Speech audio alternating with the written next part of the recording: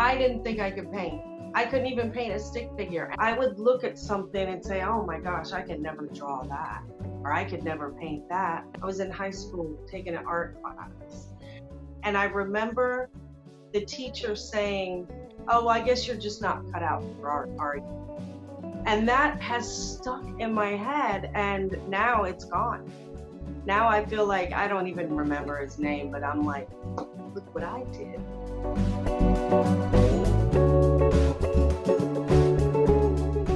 Oh, I connected with so many more people than I ever would connect with on the outside. I've been in other groups, and with your groups, you're always asking us what we want to paint and what we want to learn.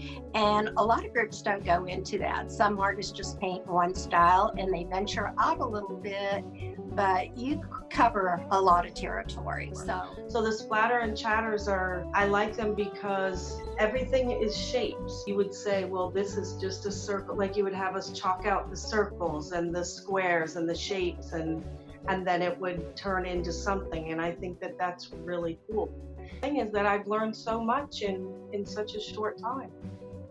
I also really enjoyed the last intuitive class that we did.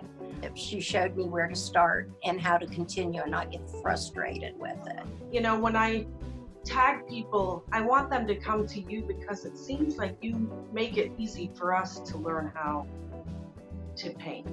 You take the time to help each individual if they need help, and I appreciate that, and I know everybody else does too. You have to have something to do, so why not do something creative? There's no fear of showing your work, because somebody may see something in your painting that you don't, and it can help you improve. So, and with your help, I think I can go far. That if you think you can't paint, you can, because Kelly can show you how. And it's a safe place to be.